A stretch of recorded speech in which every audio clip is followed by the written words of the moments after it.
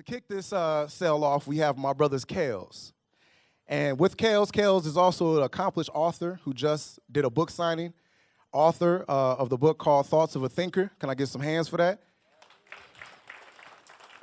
He's also host of a Real Talk Tuesday between the hours of 12 p.m. and 1 p.m., where you call in on a hotline, you put in a reservation number, and you'll get into thoughts that he's thinking on different subjects to just motivate, empower. And there's people from across the nation.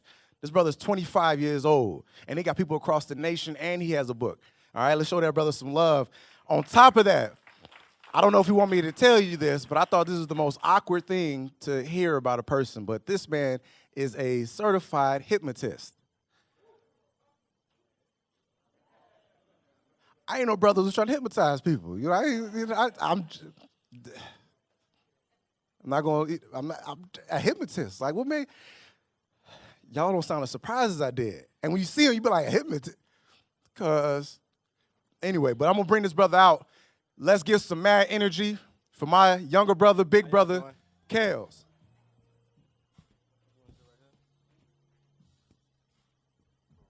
Can y'all hear me? Do I need the microphone? Can y'all hear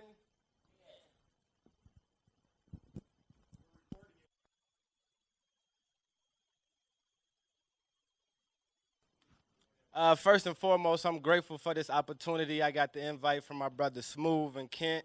And Kent just said some good things about me. I ain't got nothing to say about him. No, I'm just playing.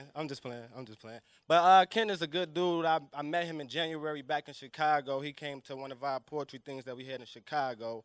But he said a lot about me, so I ain't going to talk about me. I'm just getting to my piece. This piece right here is called Mental Fundamentals. So I'm going to kick it off. Focus is key. I learned that from concentration. Plus, I got enough faith to move nations and rearrange the constellations. They be looking at me odd because I keep God in my conversations, but I became one when my man and my soul had an inauguration. Have you ever met yourself? I'm talking face to face. See, life moves slow when you try to rush it. You got to pace this race, and I call this mental fundamentals. I left my heart on the paper and my soul went through the pencil. See, I realized that even though I'm everything, at the same time I am nothing. Learning to love unconditionally without limits or judgment. So when I stand before the judges, my heart will hold no grudges. I learned that heaven is a state of mind. So is hell. Anybody can quote a scripture. I like to show and tell. They said fake it till you make it. I like to show and tell. I am so for real, abnormal, not average. Some even call me a weirdo because instead of going to the eyes, I went to God and felt my mind like the scarecrow. Did y'all know that thoughts become things and we become what we think about? Or that we are powerful beyond measures and can accomplish anything we ever dream about? That the man has no limits but the ones that you accept. So if you seek, then you shall find, so you get what you expect. The Bible say, ask and you shall receive. But what a lot of people forget is that you got to act as if you already had it. That means you got to believe. It also say, by your words you are justified and by your words you are condemned, right? So have y'all really been observing everything you say? Because it don't matter if it's right, wrong, good or bad. When karma come around, you the one who getting paid.